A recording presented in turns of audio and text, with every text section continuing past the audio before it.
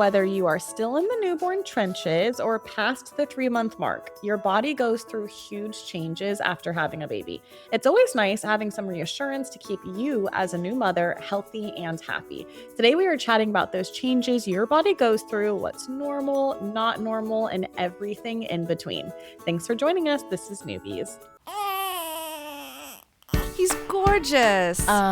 It's a girl. Surprise! The whole family's here. So when are you having the next one? It's just poop. Ready for another? Wow, you look really tired. Ready to go back to work? Yellow poop? Seriously? Did you sterilize this? Sex? Now? You've got to be joking. You should sleep when the baby sleeps. She doesn't look anything like you. I thought you already had your baby. I did. Babies don't come with instructions, so there's Newbies, helping new moms and new babies through the first year. Welcome to Newbies. My name is Kaile Garcia, and I'll be your host today. If you haven't already, be sure to visit our website at newmommymedia.com and subscribe to our weekly newsletter, which keeps you updated on all the episodes we release each week. Another great way to stay updated is to hit that subscribe button in your podcast app. And if you're looking for a way to get even more involved with our show, then check out our online community. It's on Patreon. That's where we chat more about the topics discussed here on our show. You'll get behind the scenes extras and listen to our podcast ad-free. It's also an easy way to learn about our recording so you can join us live. Our expert today is Dr. Ricki Pollycove. Dr. Ricki Pollycove has a national reputation for offering highly individualized and sensitive healthcare to women for more than 35 years. From treating PMS to menopause and optimal hormone balance at every age, including contraception, pregnancy, and preconception counseling. Thank you so much for being here. Please tell us more about your family and where you're located. And I will tease, I was born in the Bay Area, so I love having a Bay Area on our show. But please tell us more about your family and where you guys are located. Sure. Well, I actually was born in Boston because my father was in training there briefly, but I've basically been a Bay Area girl since age 4 and went to all public schools in the East Bay and then have been basically between Berkeley and San Francisco for college, master's degree in medical school. And had my own baby my 3rd year of practice as an OBGYN. So I always felt like every OBGYN needs to have a baby as her completion of her residency. You're too funny. I would agree with that. I love the OBs that I have that are new mothers within the, the first 6 to 7 years, right? Mm-hmm. I feel like they get it, especially going through pregnancy. You know, after being pregnant and the whole nausea thing and the breast tenderness thing, and then, okay, you can't even go on a swing now because it's going to make you barf. So I was like, so many things to learn that I didn't know I needed to learn. And then there's the, final performance, which is getting the baby out safely. And I've always said to patients, and of course I had a leg up, let us say, because I'd done hundreds of deliveries before my own. So I kind of had a realistic expectation of how good or bad it could be. But what was really amazing to me was the way your pain increased. And I just had this image of the needle going up and up and up. And then I thought, oh, wow, no wonder women freak out because it feels dangerous. And, maybe this is the sort of pain you have if you've been in a car accident and you had your spine transected and you'll never walk again. I mean, your mind can go through some pretty dark places with labor. But if you know you're going to come out of this not only alive, but you're going to have this little tender buddy next to you shortly, you can hang in there. If things are well positioned and the baby's not gigantic and, the other things like your blood pressure is normal, blah, blah, blah. I love that. Oh gosh, I could talk about birth all day. I have 2 babies. One's 3 and the other one is 8 months old. Full disclaimer, listener, she is a good sleeper, but she's sleeping on me, so she might wake up through the episode. And I've had, just beautiful, beautiful births. But what you described definitely with the pain level increasing and increasing and increasing, it's like, okay, guys, is she coming? What's happening? Well, that first baby, with the first baby in labor, you built a highway. The second labor, pretty much get to just drive down that road. So they're very different for most of us. Oh, that's so true. So true. Anyway, we will talk more about this and more topics coming up. But first, let's take a quick break.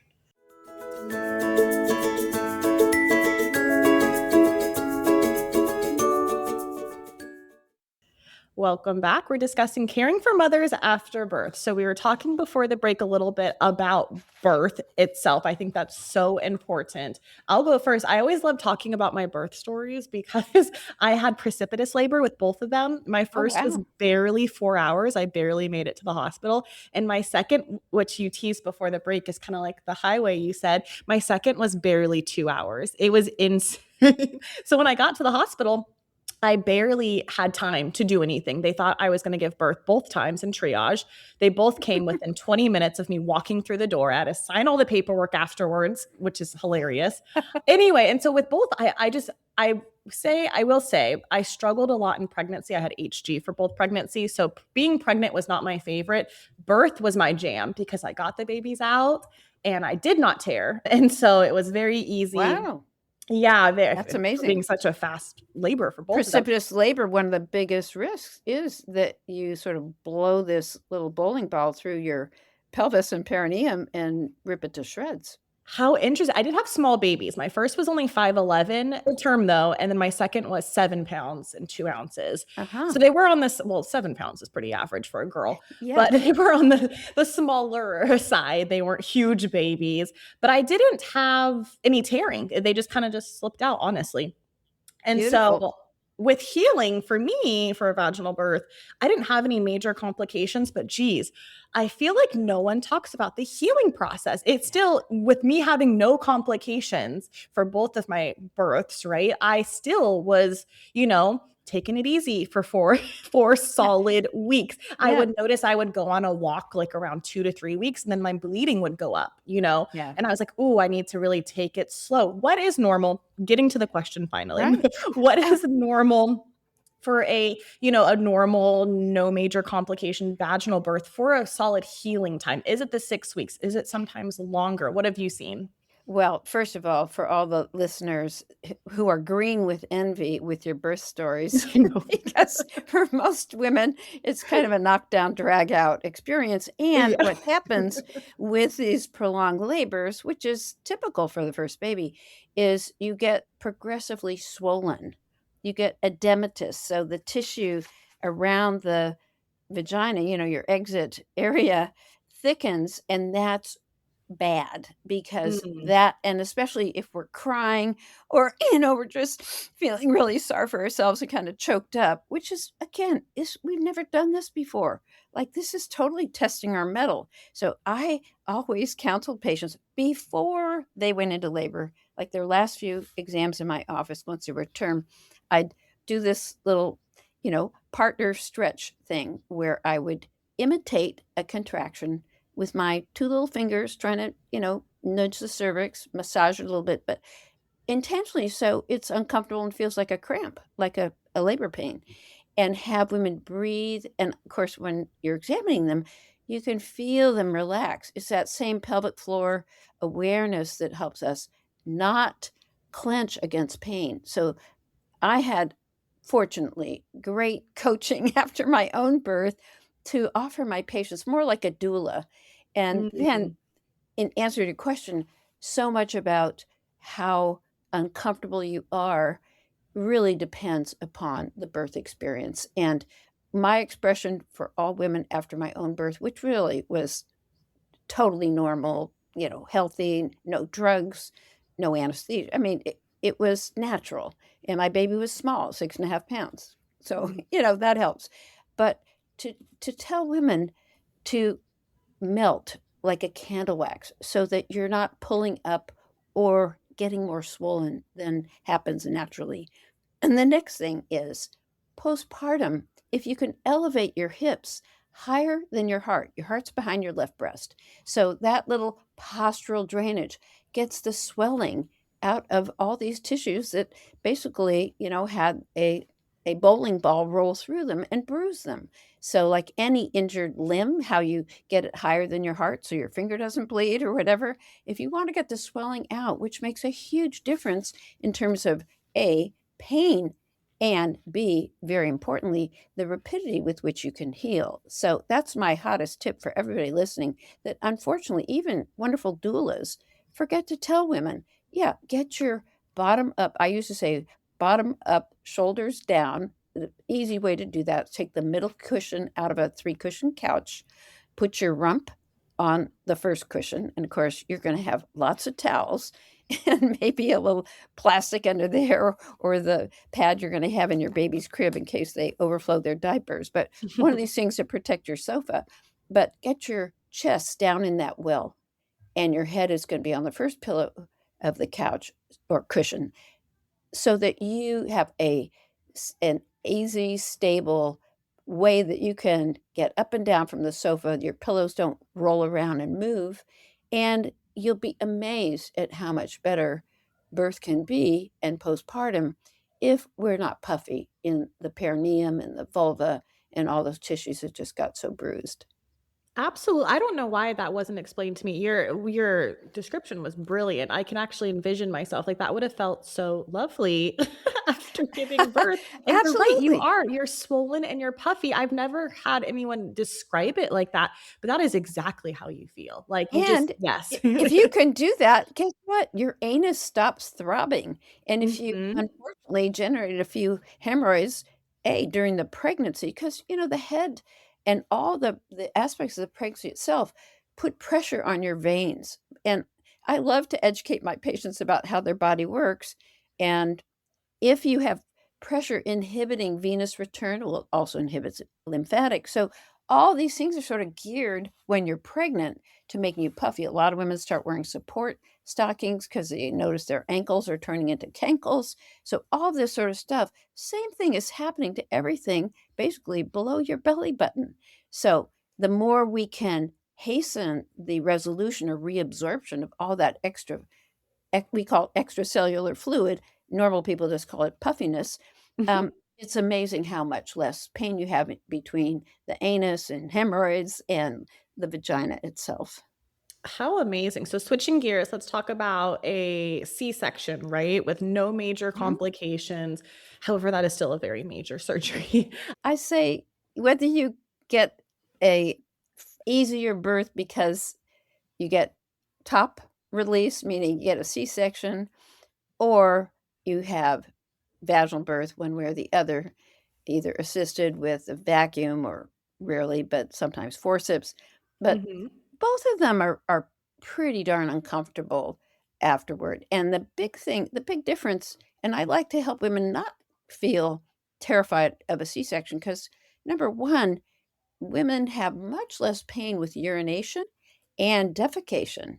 Passing a bowel Mm, movement, when you had a vaginal birth, I mean, that's really an accomplishment without crying for many yeah, women. So the truly. C-section mom doesn't have that damage.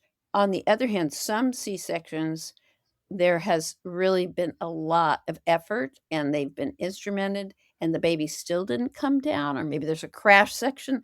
Well, those women have, soreness on both ends. They've got the C-section. But think about it.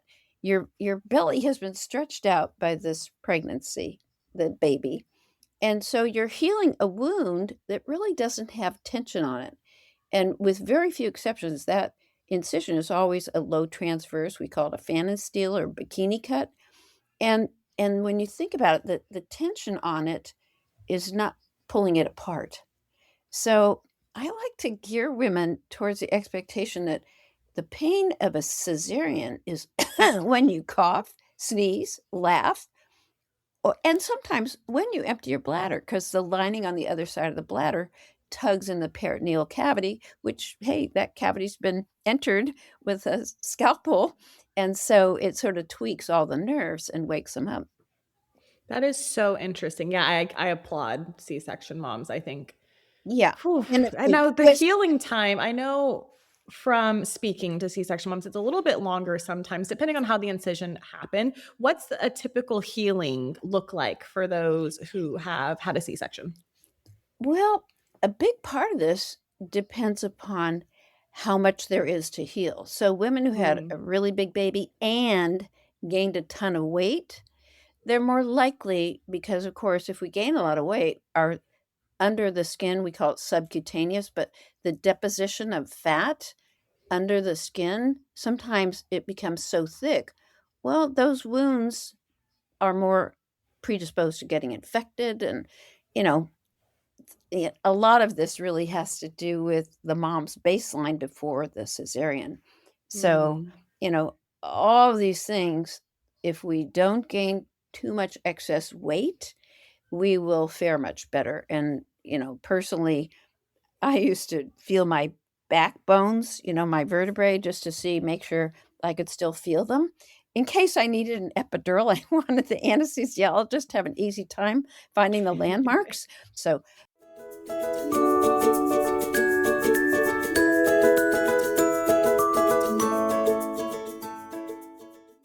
postpartum, a huge part of getting well and getting your energy back is to continue a low carbohydrate diet and ample hydration. You will heal much faster if you have a high protein diet. Your mood will be supported and you're much more likely to have an even mood despite your incredible exhaustion if your blood sugar is not rising up and down. And for those moms who had gestational diabetes, this is even more important. I had many women tell me, you know what, that gestational diabetes diet really helped my mood be more even. And I'm going to keep that up even though I'm no longer pregnant because my partner could really tell I was less volatile. That's a huge insight. And anyway, these are all things that when I answer the question about how long it takes to heal, all these things are related. And a huge part is just simple hydration because we get rid of all the little crushed tissue byproducts that circulate that also make us more sore. Everywhere we tie a stitch, we actually, crush a little tissue. So those intracellular products actually are very irritating. So the more water you drink, the faster you'll rinse all that stuff out. And it makes a huge difference, especially for cesarean moms, to have less pain with good hydration. That is so important, and I would agree with that. I'm a big in our household, like I mentioned earlier, we have a toddler. We're big egg people. Mhm. We go through eggs like crazy, honestly, and they're kind of Yes. pricey now, but we eat at least like 4 to Right. 5 eggs a day. It's so easy. It's my favorite protein source, honestly. Yeah. But I love that you mentioned because it is easy to make toast or have a bagel, but I really do aim for breakfast as our big meal. I'm a big breakfast person. And I do Yeah. remember for both of my postpartums, having just higher protein definitely helped in the long run. And this is where if you hard boil eggs, okay, they may not be as much fun as a nice fluffy omelet or whatever, but they're quick. You can peel them one-handed. That's the other thing when you're nursing or baby care, so often you still have that infant in one arm.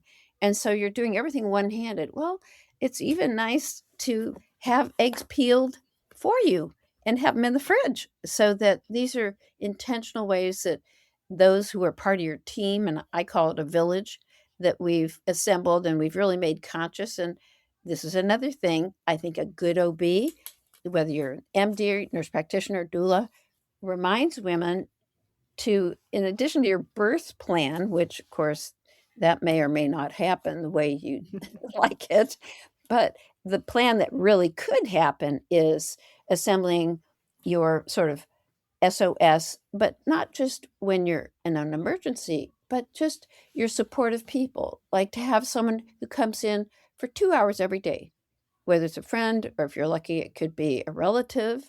If you got a good relationship with your mom or your mother in law, great. They do it lovingly and free. But the thing is, somebody needs to make an assessment of the refrigerator. Do you have milk? Do you have your eggs? You should always be up 2 dozen in your family, but these are the things. And also fresh fruit and veggies. Big on fresh because all the nutrients we need to make good milk are in food. Just think we evolved from cave women eating food. We didn't eat supplements all the time. So, dairy products, if you like cottage cheese and yogurt, those are wonderful, especially Greek yogurt has a lot of protein. You can look at the label and see, okay, if I'm going to try and get at least, 50 to 70 grams of protein a day, how am I going to accomplish that? I so agree. Gosh, you're speaking my language. I'm such a foodie, and we definitely went through all of those. The cottage cheese, the Greek yogurt, the breakfast burritos. Again, we're big egg people. So we would have, yeah, the sausage. I'd put a bunch of veggies in it and then like a breakfast sausage, eggs, bacon, even. I don't know. I definitely, I think that's one of my favorite parts. When I do hear that a friend or a neighbor is about to have a baby, I always bring over food, whether it's breakfast burritos or quiche. I'm a big egg Hmm. person. So like Yeah, yeah, breakfast quiche with veggies. Ah, so yeah. lovely. Anyway, we have more questions coming up, but first we're going to take a quick break.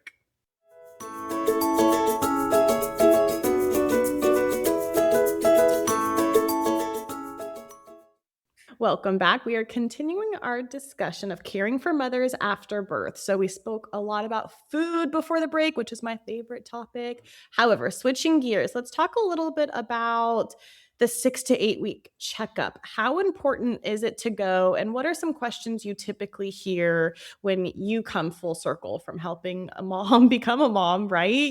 Give birth, and then they're seeing you right after labor, in 6 to 8 weeks. Some questions that come to mind is bleeding. Is it still normal to bleed? Is it not normal to bleed, at 6-ish weeks? Or maybe they are feeling baby blues, So, what are Sure. some normal conversations you have at that 6 to 8 week checkup?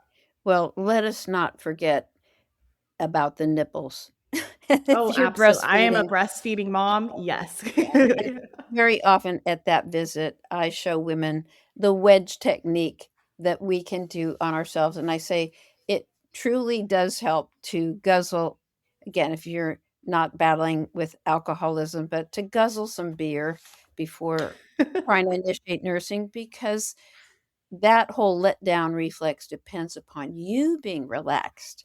And, we're so goal oriented and we want to be a champion nurser.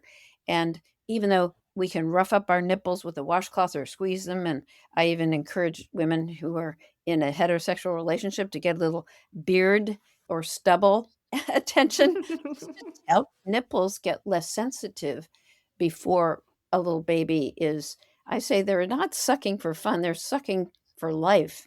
And so it's impossible to be prepared for that.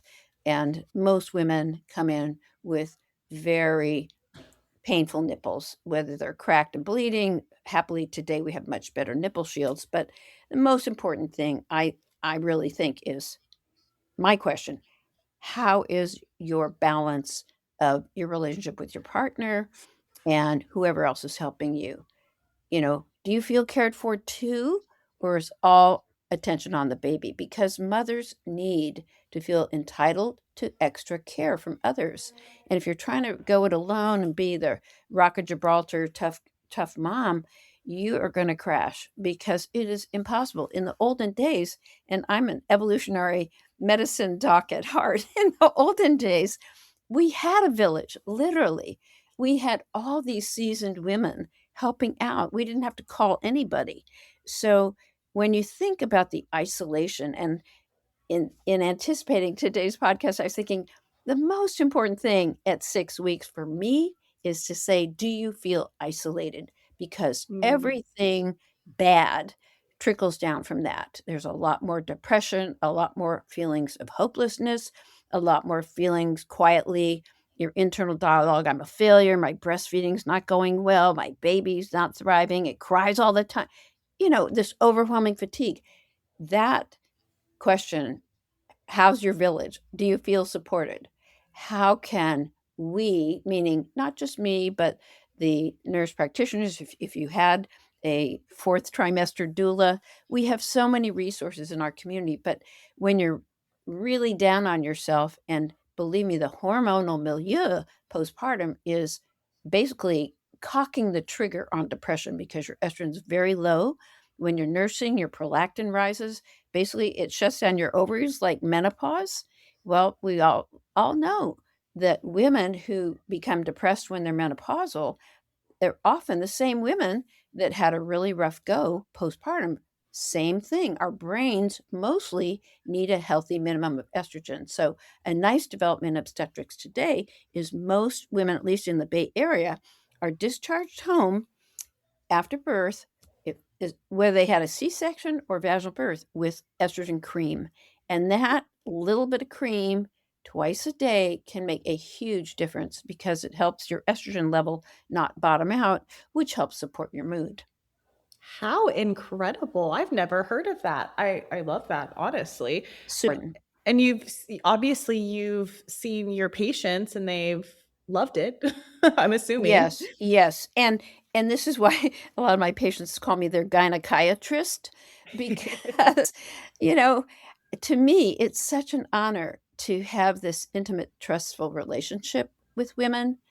And plus, let us not overlook, you are so blessed to be the first human to welcome this new life to the earth. That is awesome. And to regard this new being, this little spiritual, soulful entity that has all of the ingredients for life ahead, but just a physical body that's not rehearsed yet. So it's an incredible moment for both the OB and the parents to welcome this life and have a sense of reverence for the whole process. So I have reverence for all the horrible mood stuff that we go through because so much of this really probably ultimately protects us from isolation and from all the things that, if you think about predators and tigers entering the cave or whatever, the fact that all hands are on deck helps preserve life and allow humans to evolve out of the cave. So I look at us as this giant continuity to the ancient bodies with modern lives. I remember in the early, like, fourth trimester days when I was having a rough night sleeping or breastfeeding. Breastfeeding with my second, I will say to our listeners, breastfeeding gets better. It really does. With my first, I struggled so long, but with the second, your body just kind of remembers for the most part. Obviously, if tongue ties are an issue, that's something else, or baby's just not latching properly. But if all things considered, breastfeeding the second time gets so much easier. But going back to my first, when you're not sleeping and breastfeeding was difficult, I always thought about hunter and gatherers. I was like, we have been birthing babies since the dawn of time, So Right, I right, love thinking about that. I love that you right. mentioned that, honestly. One of my last questions really is for the moms, and we kind of talked about, having a village. For the mothers in the fourth trimester who are not sleeping well, still fatigued, they have a village, they're not even eating, what would be your suggestion for maybe to look into something further, maybe even get hormones tested? Well, that's a great question. Super important. One of the tragedies is when the care providers, OB, NP, whatever, they didn't think about hypothyroidism because a Ooh. delay in checking thyroid sufficiency, a lot of women have their thyroid balance go wacky while they're pregnant. So again, we have a standard of care in OBGYN to check thyroid at various times in pregnancy, along with your blood count. And that, of course, is very important postpartum because if women didn't have any iron stores going into the pregnancy, they're even more anemic after, the baby steals a lot. And then, of course, you all have the gush after your placenta comes out. So there's a lot of blood involved in this. And so we have to be mindful of restoration, and particularly for vegetarians, I always check iron stores before women are trying to get pregnant. To me, that's part of checking for rubella or measles immunity. So, checking thyroid, checking for anemia, checking for other metabolic derangements. But the two biggies are your blood count and your thyroid function. Most women have still very low estrogen, particularly if they're breastfeeding. But it is crucial if women are really failing to thrive that we check everything. And so those women, you know, all of us have background testosterone in addition to estradiol. And it's normal, especially if you're nursing, to have your estradiol very much suppressed. Well, now we know it is fine to support women with a little bit of estrogen. It does not decrease your milk production. We can do that safely. Again, estrogen was demonized until November of last year. So, heads up for everybody that's heading into the more senior direction of menopause. Um, Estradiol, which is your most powerful hormone that supports basically healthy body, healthy mind, healthy sleep, by the way, is a big part of insomnia. These are things to check in addition to just the physical. One other thing is to check the urine. You know how you get your urine dipped every time you go to the OB when you're pregnant. Well, urinary infections are not that rare postpartum. Why? Because a lot of women, especially breastfeeding, they lose a lot of fluid. They're not thinking about it, and their urine gets very concentrated. And so you're more prone to urinary tract infections. So that's another thing. And I educate women about clean catch. And yes, if you're still bleeding, let's put in a tampon before you try and get that urine sample so it's not contaminated with blood. But all these things, if women are mindful of these risks and just keep pushing the fluid, and that's the job of whoever's helping out those 2 hours a day, to make sure you've got the giant full water bottle right by wherever you sit and nurse, and plenty of beverages. If you're educated about Ayurvedic practitioners discourage you from using ice, but many women just love ice cold. Well, you know what? Whatever you love, you're going to get because you deserve it. And I really think what's most important is hydration to prevent both urinary infections, but also it decreases all of your stiffness and soreness. And as much as it's uncomfortable to urinate and empty your bladder, it's good for you to do that many, many times a day. Gosh, this has been such a great episode. Thank you so much for coming on. I always love speaking to doctors, OBs, even doulas. I know they don't do anything medical, but they do assist in births all the time. I love it. I love talking about babies. I love talking about birth. Can you tell us one more time where you are located, and are you currently accepting clients? Well, I'm in San Francisco, and full disclosure, I am now a grandmother. So I have, yes, my daughter had 2 girls. They are now 8.5 and 10.5. And so I definitely got to sort of re-up my intimate birth experience when I was present for the vaginal birth for both of my daughters' children. And, so I feel like, oh my gosh, I have that seasoned, joyful wisdom that comes with being right there, close and personal, not just for my patients, but from my own daughter who, bless her heart, as I said, she gave me the privilege of a relatively easy vaginal birth, and with whom I have a great relationship. So, these are things to me to apply all my years of experience. And by the way, I'm in my 45th year of practice in San Francisco, and I do not do obstetrics anymore. I leave that for the younger doctors who can get by with less sleep. I get to sleep through the night, which I love. And I'm really all about healthy aging through the entire life cycle, which is why I pay so much attention to hormones and mood and all the elements when you're young that set the stage for a very healthy, vigorous, disease-free old age if we can accomplish that. Oh gosh, speak in my language, truly. And I think it's just because you reside in the Bay Area. I love it. Well, yay, thank you so much again for coming on. This has been an absolutely amazing episode. Thank you so much. It's been a delight. Yay. Well, be sure to check out newmommymedia.com, where we have all of our podcast episodes plus videos and more.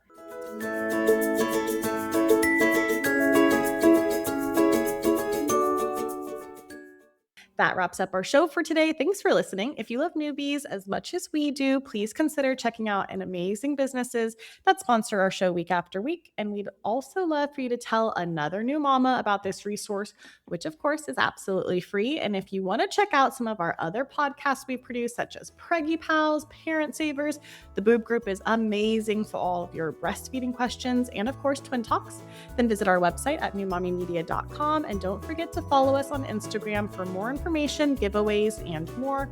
Our handle is @NewMommyMedia. Thanks for listening to Newbies. This has been a New Mommy Media production. The information and material contained in this episode are presented for educational purposes only. Statements and opinions expressed in this episode are not necessarily those of New Mommy Media and should not be considered facts. While such information and materials are believed to be accurate, it is not intended to replace or substitute for professional medical advice or care, and should not be used for diagnosing or treating healthcare problem or disease or prescribing any medication. If you have questions or concerns regarding your physical or mental health or the health of your baby, please seek assistance from a qualified healthcare provider. Hey mamas, don't forget to check out Mighty Moms. It's our online community built for new moms just like you. Not only can you connect with other moms, but you can also join us backstage for special mom-only online events. And you'll also be notified when we're recording so you can join us as a special guest. Visit our website, newmommymedia.com, and click on the Mighty Moms banner. It's free. That's newmommymedia.com. See you there.